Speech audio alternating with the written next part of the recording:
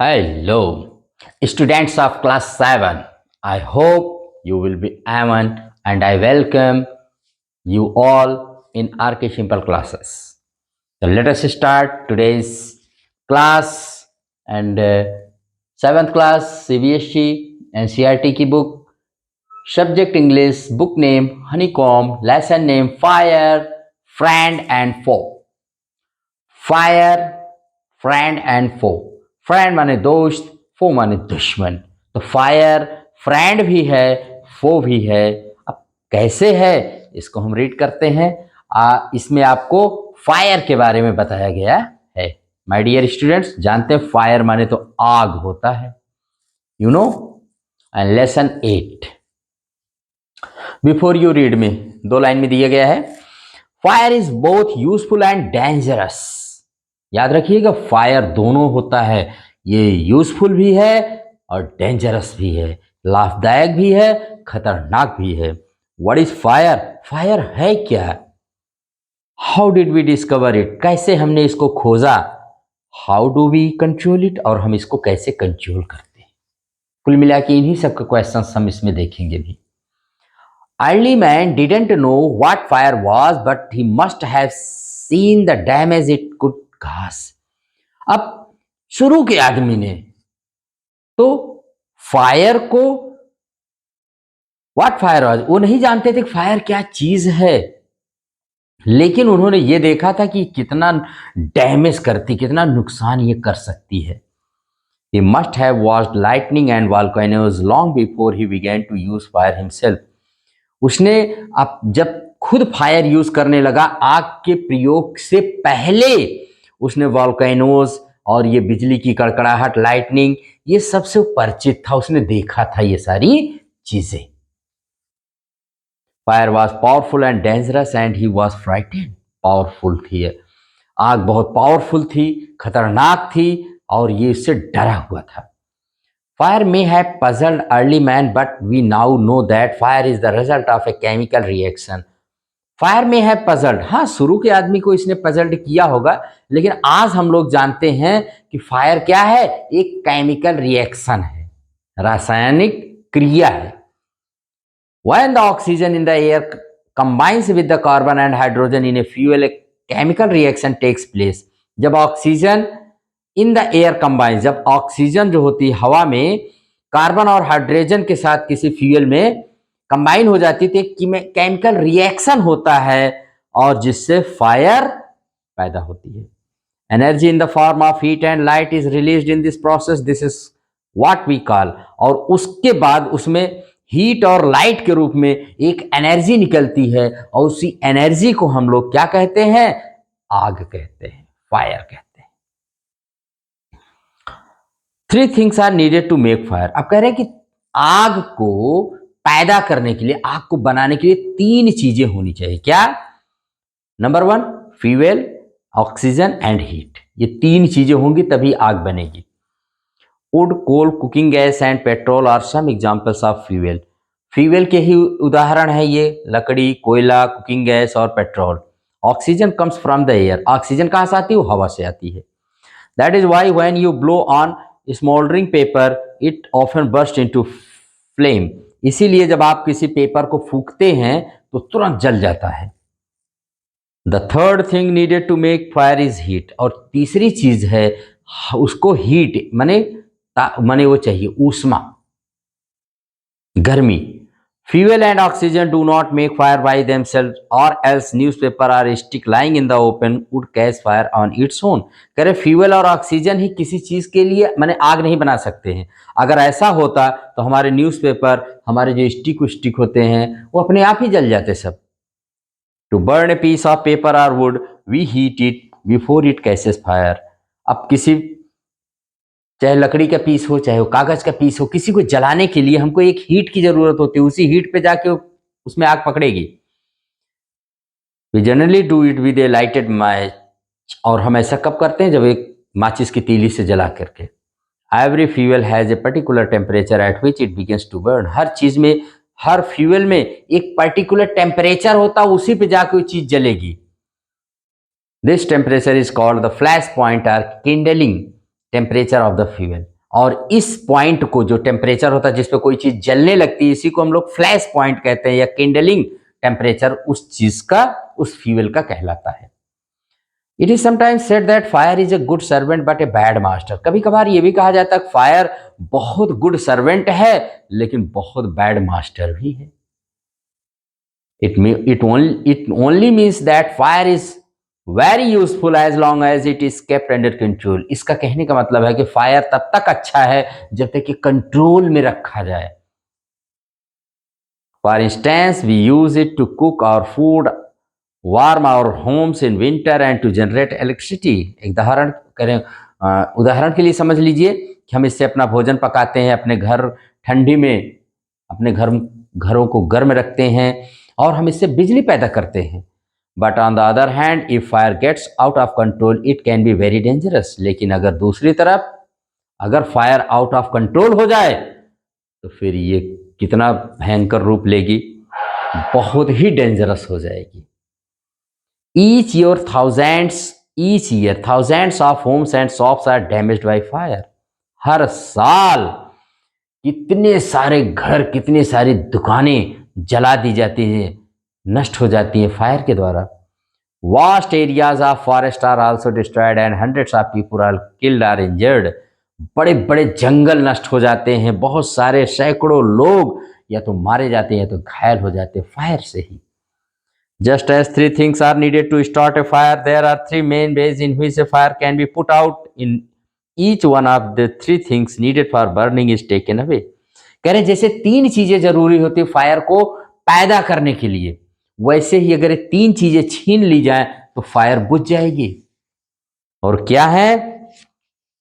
For example, we can take away the fuel. if fire has no fuel to feed on, no burning can take place।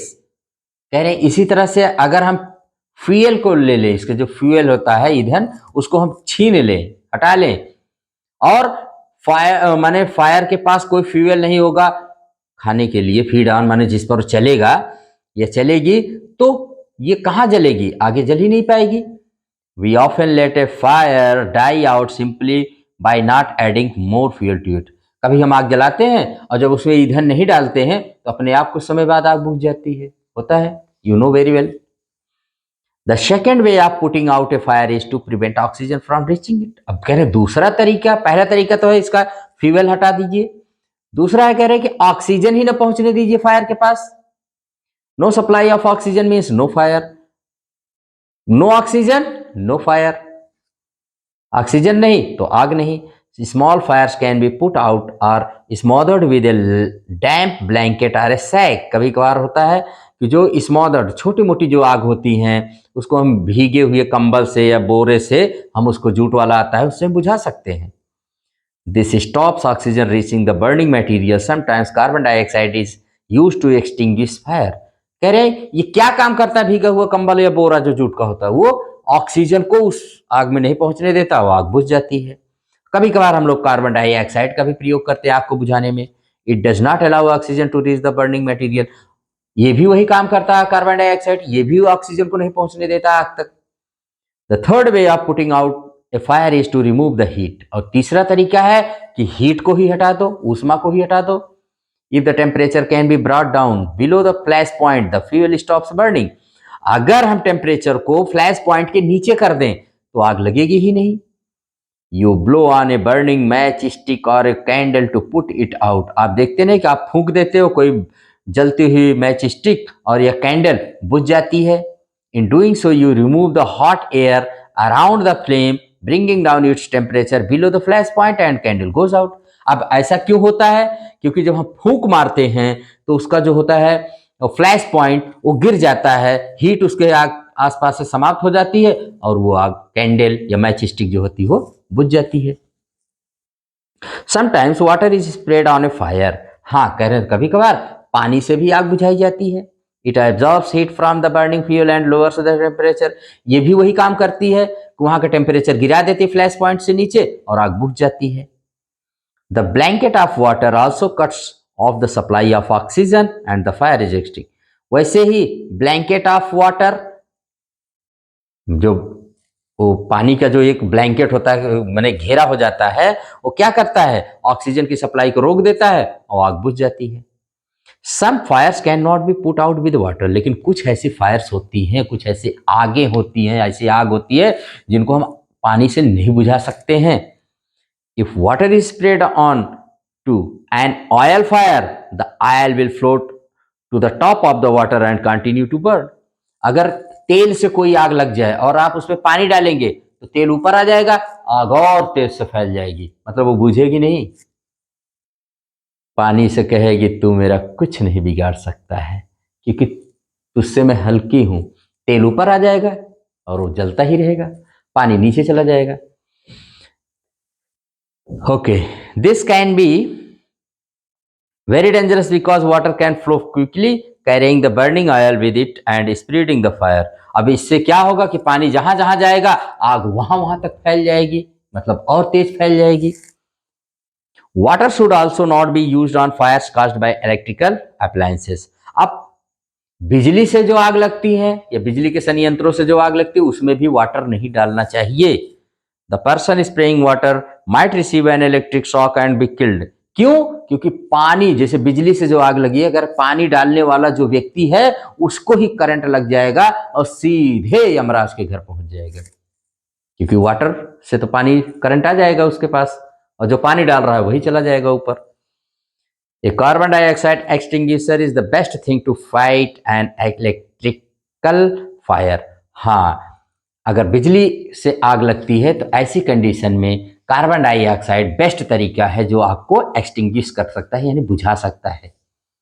We spend millions of rupees each year in fighting fires. Millions of माने लाखों रुपए हम लोग fire से लड़ने में हर साल खर्च कर देते हैं।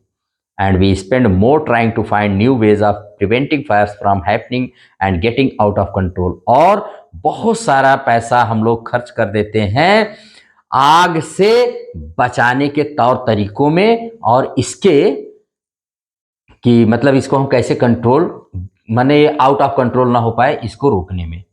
On the whole we have learned rather well to control fire and put it good use in our everyday. कुल मिलाकर के हमने काफी इसको सीख लिया है, इसको कंट्रोल करना, और हम इसको यूजफुल बना लिए हैं अपने लिए। Long ago there where no fireman.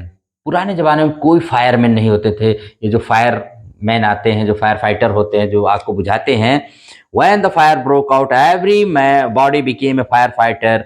और जब कभी आग लगती थी उस जमाने में हर व्यक्ति फायर फाइटर हो जाता था। People formed human chains, they still do if required, and passed buckets of water from well or a pond to the blaze. They still do मतलब लोग एक मानव श्रृंखला बना लेते थे, तालाब से लेकर के जहां तक आग लगी रहती थी और पानी से भरी हुई बकेट को पास करते हुए वहां तक पहुंचा देते थे। आज भी अगर जरूरत पड़ती है तो लोग ऐसा कर लेते हैं। ठीक है। Now there are laws about building construction which ensure that space is left between buildings to reduce the fire risk. आज ये नियम कानून बनाया गया है कि अगर कोई बिल्डिंग बहुत बड़ी बड़ी बनती है तो उसके बीच में गैप छोड़ा जाता है, ये फायर को ही ध्यान में रख करके। एवरी न्यू बिल्डिंग स्पेशली ये public place must ensure observance of fire prevention norms. और कोई भी पब्लिक बिल्डिंग है या तो वहां पर फायर को से संबंधित नियम और कानून जरूर फॉलो किए जाते हैं। Bands of fire fighting workers with special equipment known as fire brigades are there to put out fires। Fire fighting workers जो होते हैं वो भी अब अवेलेबल रहते हैं, अगर कोई घटना होती है तो उसको बुझाते ही हैं। फायर फाइटर्स और highly trend people, they possess many skills. Fire fighters जो होते हैं बहुत ही उच्च कोटि की शिक्षा माने ट्रेनिंग लिए रहते हैं और उनको बहुत सारे स्किल्स, हुनर या नॉलेज रहता है आग को बुझाने का। They cut off electricity supply, knock down dangerous walls, spray water and other materials to bring fire under control। बहुत सारी, जैसे वो इलेक्ट्रिक सप्लाई काट देंगे या किसी डेंजरस वॉल है खतरनाक तो उसको गिरा देंगे, स्प्रे वाटर उस पर पानी का छिड़काव कर देंगे, बहुत सारी तरीके से वो आग को कंट्रोल कर लेते हैं। They are also trained in first aid so that they can help people suffering from burns or from the effects of smoke. अब उनको ये भी होता, फर्स्ट एड देना भी जानते हैं कि अगर कहीं पर आग लग जाए तो उनको लोग माने जो कष्ट में है उनको वो बचा सकें, उनके बर्न्स और उनके इफेक्ट्स जो भी स्मोक से हुआ है तो उसको ठीक कर सकते हैं, फर्स्ट एड भी दे सकते हैं। वो लोग इतने ट्रेंड होते हैं, इतना उनको ट्रेनिंग दी जाती है ताकि वो लोगों को मदद कर सके।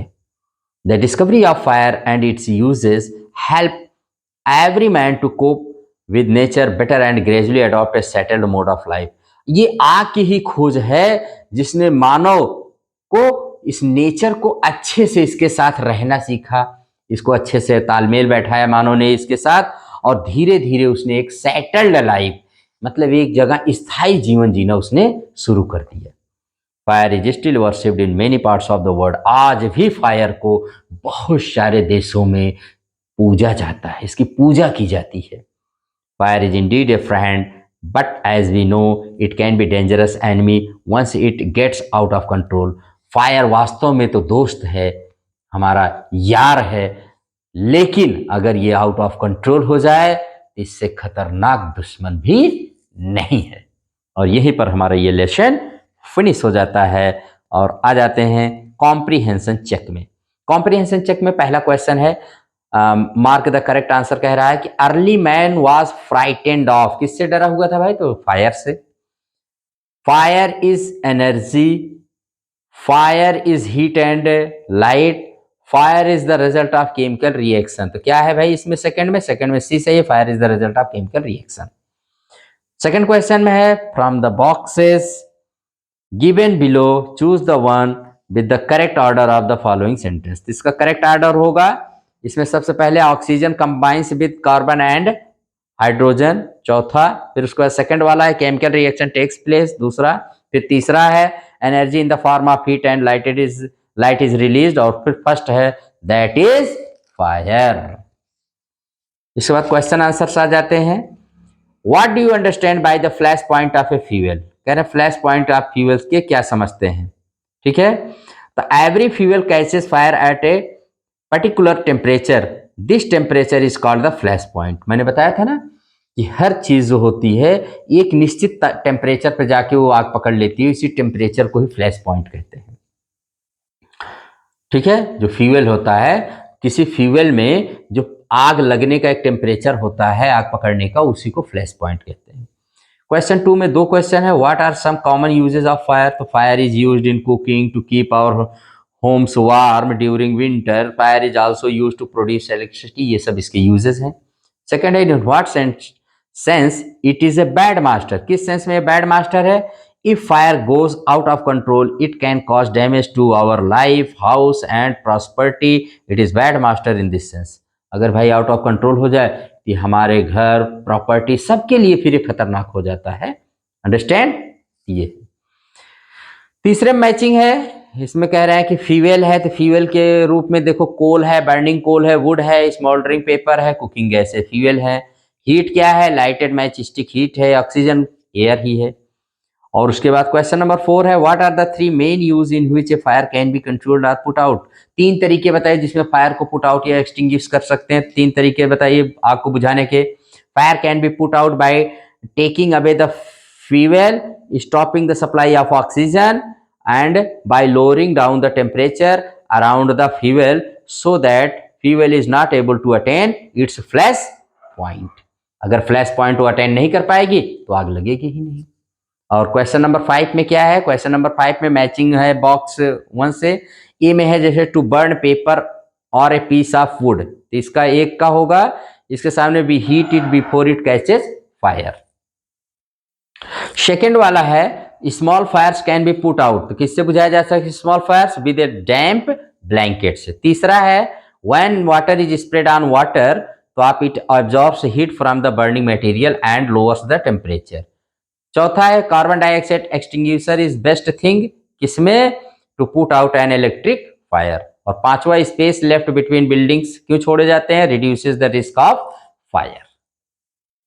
क्वेश्चन नंबर 6 है, why does a burning candle go out when you blow on it? जब आप किसी जलती हुई मोमबत्ती को फूंकते हो तो बुझ क्यों जाती है? तो इसमें सिंपल सी बात है, आप लिख दीजिएगा, a burning candle goes out when we blow on it, because as we blow air, the hot air is removed and a blanket of CO2, carbon dioxide, gets formed around the flame, which prevents oxygen from reaching the fire. उसके बाद 7 वाला, spraying water is not a good way of putting out an oil fire or an electrical fire. Why not? कह रहे हैं कि तेल की आग को या बिजली की आग को हमको पानी के छिड़काव से क्यों नहीं बुझाना चाहिए? Why? So if we spray water on an oil fire, the oil will just float upon the water. Moreover, the water will carry the oil fire and spread it more. और ज़्यादा फैल जाएगा, जितना पानी फैलेगा उतना ही उसके साथ तेल भी फैल जाएगा, वो हल्का होता ऊपर आ जाएगा. If we spray water on to an electrical fire, the person doing so will receive an electric shock. अब बिजली वाली आग है, अगर उसको कोई बुझाएगा पानी डालने वाला, तो जो व्यक्ति पानी डालेगा उसी को ही पकड़ लेगा और झटका मार देगा, करंट मार देगा बिजली का. और लास्ट क्वेश्चन नंबर 8 है. इसमें कह रहा है what are some of the things you should do to prevent a fire at home in the school. अपने स्कूल में, अपने घर पर आप फायर को प्रिवेंट करने के लिए कुछ तरीके बताइए. तो इसमें कह रहे हैं जैसे don't wear synthetic clothes while cooking food. Cooking करते समय सिंथेटिक फूड माने क्लोथ मत पहनिए. We should fit smoke alarms and fire at our homes extinguishers in our schools. हमारे पास घर पर फायर एक्सटिंग्यूशर्स होने चाहिए, घर और मकान दोनों जगह पर. हमारे घर पर भी होना चाहिए, स्कूल्स में भी होने चाहिए. ठीक है. उसके बाद है we should not leave our gas stoves unattended. हमें अपने गैस स्टोव को खुला नहीं छोड़ना चाहिए. Non cooking equipment such as plastic, towel etcetera must be kept away from the gas stove. ये जो नॉन कुकिंग इक्विपमेंट्स हैं जैसे इन सबको हमको दूर रखना चाहिए. We should not store inflammable things like kerosene and petrol at our homes and in the school. School और होम्स में जो फ्यूल वाले चीज़ हैं जैसे केरोसिन और पेट्रोल, ये सब हमको स्टोर नहीं करना चाहिए. और we should create awareness among the people about the handling of fuels, their flash points and their storage. और हमें लोगों को शिक्षा देनी चाहिए, आग के बारे में लोगों को जागरूक करना चाहिए, इसके यूजफुलनेस और इसके डेंजरस को लोगों को बताना चाहिए, कितनी डेंजर होती है फायर को. डराना नहीं चाहिए, जागरूक करना चाहिए. अंडरस्टैंड? तो this way my dear, complete question answer और कंप्लीट ये लेसन हमने आपको टीच किया है, एक्सप्लेन किया है. आप इसको अगेन एंड अगेन सुनिए, जानिए और फायर के यूज को खूब अच्छे से पहचानिए. फायर को यूज करिए, बट कैसे यूज करेंगे? खूब सोच समझ करके. और फिर फायर रहेगा तो आपके अंदर भी एक फायर होनी चाहिए अपने एम और टारगेट को पूरा करने के लिए. इसी के साथ इस क्लास को यहीं पर कंप्लीट करते हैं. फिर मिलेंगे नेक्स्ट क्लास में. Subscribe and like RK Simple Classes. Thank you very much. Keep smiling always. Thank you.